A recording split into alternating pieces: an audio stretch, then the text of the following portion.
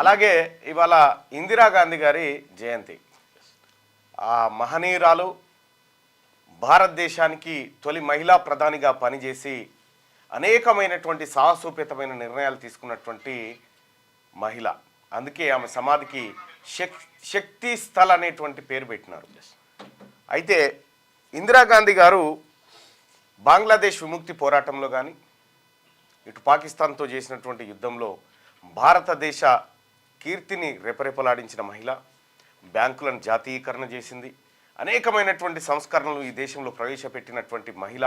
గరీబీ హఠావు నినాదంతో ప్రజల్లోకి వచ్చి తెలంగాణ అంట మొత్తం యావత్ భారతదేశాన్ని పారిశ్రామిక విధానం వైపు నడిపించినటువంటి మహిళా శక్తి ఇందిరాగాంధీ గారు.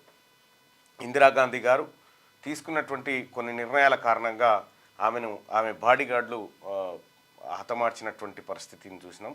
సో దానికి సంబంధించినటువంటి అంటే నేను ఇందిరాగాంధీ గారి మ్యూజియం ఉంటుంది న్యూఢిల్లీలో. ఆమె మ్యూజియం, ఆమె ధరించినటువంటి వస్త్రాలు, ఆమె వాడినటువంటి వస్తువులు, ఆమె జీవన విధానము, ఆమె తీసుకున్నటువంటి సాహసోపేతమైన నిర్ణయాలు, ఆ రోజుల్లో వచ్చినటువంటి పత్రికల్లో వచ్చినటువంటి అన్నీ కూడా నా ఫోన్లో ఉన్నాయి. నేను కాసేపట్లో పంపిస్తా. నేను ఆ లైబ్రరీని అంటే ఆమె మ్యూజియంని సందర్శించినటువంటి రోజు అది. అయితే ఇక్కడ మనం గమనించుకోవాల్సినటువంటి అంశం ఏంటంటే వస్తలేశం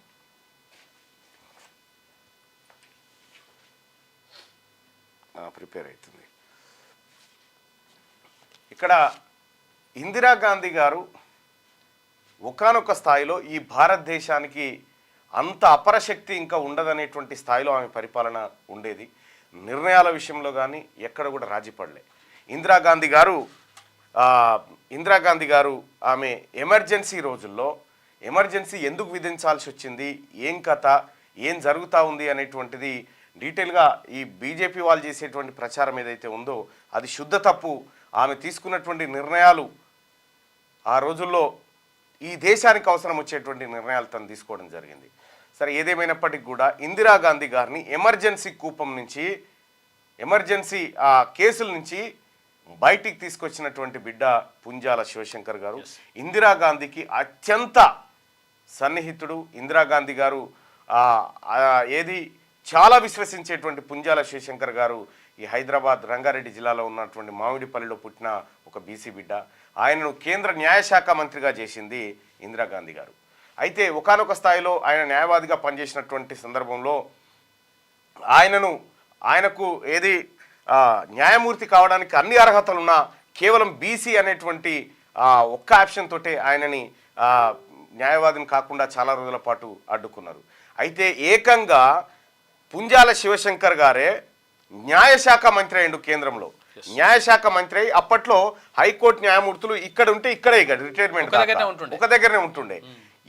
ఈ కొలీజియం వ్యవస్థలో బీసీలకు వెనకబడిన తరగతులకు అన్యాయం చేస్తూ ఉన్నారు, ఆ వర్గాలను రానియట్లేదని వాళ్ళందరినీ ట్రాన్స్ఫర్ సిస్టమ్ పెట్టిండు. ఇక్కడ ఆయన అక్కడ, అక్కడ ఆయన ఇక్కడ, ఇక్కడ ఆయన అక్కడ పెట్టడంతోటి ఇక పక్షపాతం లేకుండా కొద్దో గొప్ప న్యాయమూర్తులు బీసీల నుంచి పైకి రావడం జరిగింది. అలాంటి శివశంకర్ గారికి ఇందిరాగాంధీ గారికి మధ్య జరిగినటువంటి ఒక చిన్న ఘటనను మీకు గుర్తు చేస్తా. ఇందిరాగాంధీ గారు భారీ మెజార్టీతో అధికారం ఎన్నికల్లో గెలిచారు. గెలిచిన తర్వాత ఆమె ప్రధానమంత్రిగా ప్రమాణ స్వీకారం చేసిన తర్వాత పుంజాల శివశంకర్ గారికి ఒక కవర్ ఇచ్చారు ఆడ ప్రమాణ స్వీకారోత్సవం కాడ. ఆ కవర్ ఏందో అని చెప్పి సరే ఇన్విటేషన్ కవర్ ఉన్నట్టుందని పోయి కూర్చున్నాడు. కూర్చుంటే సాధారణంగా పబ్లిక్ కూర్చున్న కాడ కూర్చున్నారు. ఆ తర్వాత ఏమైంది, ఇక్కడ కూర్చురేంది సార్ అంటే మీ ఎక్కడైతే ఏముందని ఆయన అంటాడు. అంటే ఆమె ప్రమాణ స్వీకారం చేసేటువంటి సందర్భంలో రాష్ట్రపతి భవన్లో ఈయన పేరు పిలుస్తారు ప్రమాణ స్వీకారానికి. మంత్రిగా, కేంద్ర మంత్రిగా, కేబినెట్ మంత్రి ఈయన పేరు పిలుస్తారు. నేను నాకుందా ఈ ఇన్విటేషన్ అని చెప్పి ఆయన అప్పుడు పోయి కేంద్ర మంత్రిగా ప్రమాణ స్వీకారం చేస్తాడు. అంత గొప్ప వ్యక్తి పుంజాల శివశంకర్ గారు. పుంజాల శివశంకర్ గారు ఇక్కడ సికింద్రాబాద్ నుంచి ఎన్నికల్లో నిలబడ్డప్పుడు చెన్నారెడ్డి గారు వీళ్ళందరూ కలిసి ఆయనను ఓడగొట్టి ఇందిరాగాంధీకి దూరం చేయాలనేటువంటి సకల ప్రయత్నాలు చేశారు. ఇవాళ మనం పార్టీ ఫిరాయింపుల నిరోధక చట్టం ఏదైతే ఉందో రాజీవ్ గాంధీ గారు తీసుకొచ్చింది, దాన్ని డ్రాఫ్టింగ్ చేసినటువంటి మహనీయుడే పుంజాల శివశంకర్ గారు. ఇవాళ తెలంగాణ రాష్ట్రంలో ఉన్నటువంటి గౌడులకు, ముదిరాజులకు, పద్మశాలీలకు వీళ్ళందరికీ కూడా బీసీల్లో రిజర్వేషన్ తీసుకొచ్చినటువంటి బిడ్డ పుంజాల శివశంకర్. అటువంటి పుంజాల శివశంకర్ గారు నిజంగా ఆయన ఇగో నేనే ఇందిరాగాంధీ గారి ఇంటికి పోయినటువంటి అక్కడ శక్తి స్థల్కి వెళ్ళి ఆమెను చంపింది ఇక్కడే. ఇందిరాగాంధీ మైక్ పెట్టు. తన ఇంట్లోంచి ఇలా నడుచుకుంటూ వస్తున్న సమయంలో ఇక ఈ గ్లాస్ ఉంది కదా, ఈ గ్లాస్ దగ్గరే ఇక్కడ ఉన్నటువంటి గన్నెళ్ళు ఆమెను షూట్ చేయడం జరిగింది. షూట్ చేసిన సందర్భంలో ఆమె అక్కడే కుప్పగొలింది. ఇప్పుడు ఈ రోడ్డు మీద నుంచి అంటే ఈ రస్తా నుంచి ఎవరిని నడవనివ్వడం లేదు.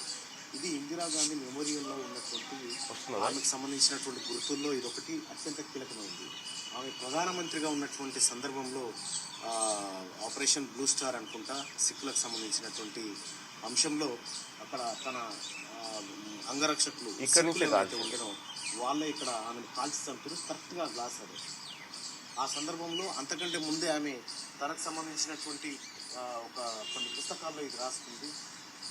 Here Indira Gandhi fell martyr to the bullets of assassins and ఇద్దరు ఎవరైతే చంపారో ఆ చంపినటువంటి ఘటనకు సంబంధించినటువంటి ప్లేస్ ఇది. ఆ ప్లేస్కి సంబంధించి ఇప్పుడు ఎవరిని అక్కడ పోనివ్వడం లేదు.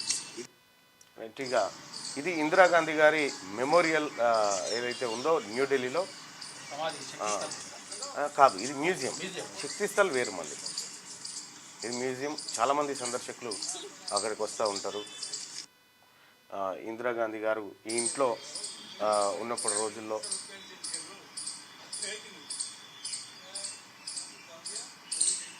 ఇంకా లేవు నా దగ్గర ఉంది, కానీ అది గంటల కొద్ది ఉంది వీడియో, అది రైట్. ఇందిరాగాంధీ గారి ఇంట్లో ఆమె గురించి తెలుసుకోవడానికి నేను పోయిన సందర్భంలో అనేకమైనటువంటి చారిత్రాత్మక విషయాలు తెలుసుకోవడం జరిగింది ఇందిరాగాంధీ గారికి సంబంధించినటువంటి. సో ఇందిరాగాంధీ గారు కనుక ఇంకొద్ది రోజుల పాటు ఆమె ఉండినింటే ఈ దేశం ప్రగతి మరో రూపంలో ఉండేది. సో అప్పట్లో ఆమె పైన జరిగినటువంటి హత్య ప్రయత్నం ఏదైతే ఉందో అది భారతదేశాన్ని నిజంగా కృంగదీసిందని చెప్పాలి. సో ఇందిరాగాంధీ గారి సేవలు మరికొన్నాళ్ళ పాటు ఉంటే అసలు ఒక చారిత్రాత్మకమైనటువంటి దిశగా భారత్ అడుగులు ఉండేటువంటి అవకాశం ఉంది. సరే, ఏదేమైనప్పటికీ ఇందిరాగాంధీ గారి గురించి మనం ఎంత చెప్పుకున్నా, ఎన్ని రోజుల పాటు చెప్పుకున్నా చాలా తక్కువే. ఇప్పుడు ఊరూరా ఏది ఇందిరమ్మ ఇండ్లు ఉన్నాయంటే ఇందిరమ్మ చెలవని యాక్చువల్ గా ఇప్పుడు ఇందిరమ్మ ఇల్లు కేసీఆర్ అంటుండే డబుల్ బెడ్రూమ్ అంటే డబుల్ బెడ్రూమ్ ఇలా మన ఊర్లలో ఇందిరమ్మ ఆనవాళ్ళు ఉన్నాయి, ఇందిరమ్మ ఇల్లు ఉన్నాయి. ఏ ఊరికి పోయినా ఇందిరమ్మ ఇల్లు ఇవాళ మనం ప్రతి గ్రామంలో చూడవచ్చు. అంటే పేదల కోసం ఆమె భూములు పంచింది. పివి నరసింహారావు గారు సంస్కరణలు తీసుకొస్తే ఏది ఈ ఆర్థిక విధానం తీసుకొచ్చింది అది. దాంతో పాటు ఇక్కడ పివి నరసింహారావు గారు ముఖ్యమంత్రిగా ఉన్నప్పుడు, ఆంధ్రప్రదేశ్ ముఖ్యమంత్రిగా ఉన్నప్పుడు ల్యాండ్ సీలింగ్ యాక్ట్ తీసుకొచ్చారు. ఇంతకంటే ఎక్కువ అనుకుంటారు, మిగతా భూమి అంతా పంచేయాలనేటువంటి తీసుకొస్తే ఆ మిగిలిన భూములను ఇందిరాగాంధీ గారు పేదలకు పంచారు. సో ఇందిరాగాంధీ గారు పేదలకు పంచితే ఇక నిన్నమొన్నటువంటి సర్కారులు అందరికీ తెలుసు కదా, వాళ్ళు అర్రాస్ పాటలు వేసుకొని అమ్ముకొని తిన్నారు పేదోళ్ళ దగ్గర గుంజుకొని. సరే, ఏదేమైనప్పటికీ ఇందిరాగాంధీ గుర్తు లేకుండా అసలు ఈ దేశంలో అభివృద్ధి అనేటువంటి టాపికే ఉండదు. సో అటువంటి ఇందిరాగాంధీ గారు ఇవాళ జన్మించడం, ఆమె చిన్నప్పుడు గాంధీతో సన్నిహిత్యంగా ఉండడం, స్వాతంత్ర పోరాటంలో పాల్గొనడం, అనేకమైనటువంటి కార్యక్రమాల్లో ఆమె జీవితం త్యాగమైంది. సో కాబట్టి ఇందిరాగాంధీ గారి మ్యూజియం మెమోరియల్ ఉంటుంది ఢిల్లీలో. వీలైతే ఒక్కసారి సందర్శించండి. ఆమె చేసినటువంటి పని, ఆమెకు భారతరత్న ఇచ్చినటువంటిది, భారతరత్న. ఆ తర్వాత ఆమెను కాల్చి చంపినప్పుడు ఆమె ధరించినటువంటి చీర ఏదైతే ఉంటుందో ఆ చీరకు ఆ బుల్లెట్ గాయాలు ఎట్లా ఉన్నాయి అదంతా ఎర్రర్ అని పడిందబ్బా.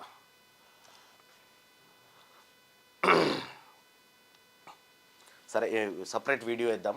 సో అట్లా ఇందిరాగాంధీ గారి జీవితాన్ని ఒక్కసారి తెలుసుకుంటే ఆ ఇందిరాగాంధీ గారు వాళ్ళ కుటుంబ త్యాగాలకు సంబంధించినటువంటి చర్చ వస్తుంది. ఇక ఒకసారి పరిగి నియోజకవర్గాన్ని దిద్దాం. ఇందిరాగాంధీ గారు మొట్టమొదటిసారిగా ఆంధ్రప్రదేశ్కు బీసీ ముఖ్యమంత్రిని చేయాలని తీవ్ర ప్రయత్నం చేస్తే చెన్నారెడ్డి ఆ తర్వాత వీళ్ళందరూ కలిసి ఎట్టి పరిస్థితుల్లో కావద్దని చెప్పి కుట్రలు బన్ని ఆ రోజు ఆగం చేసినారు. సో అది ఏం బుక్ అది?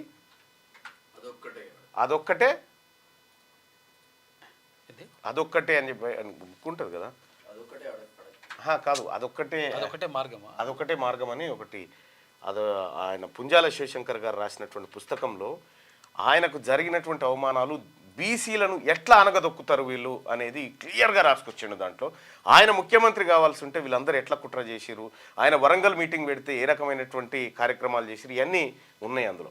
వాటన్నిటిని కూడా ఇవాళ తెలుసుకున్నాం, జరిగిన మోసాలను పసిగట్టినాం. సో తద్వారా మేము ముందుకు పోతా ఉన్నాం. ఈ నెల 24 తారీఖున చలో నల్గొండ బీసీ గర్జన, చలో నల్గొండ బీసీ గర్జన, బీసీల ఆత్మగౌరవ సభ నల్గొండలోని ఎన్జీ కళాశాలలో నిర్వహించబోతా ఉన్నాం.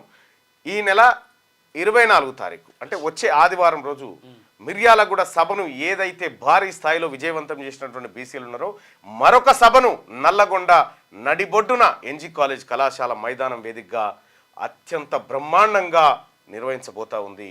రాని వాళ్ళు కూడా ఇంకా రండి, ఇప్పుడు రాని వాళ్ళు ఎవరైనా మిగిలిపోయి ఉంటే కూడా రండి, వేలాదిగా తరలి వెళ్దాం, బీసీల ఆత్మగౌరవాన్ని చాటుదాం, జరిగిన మోసాలను పసిగడదాం.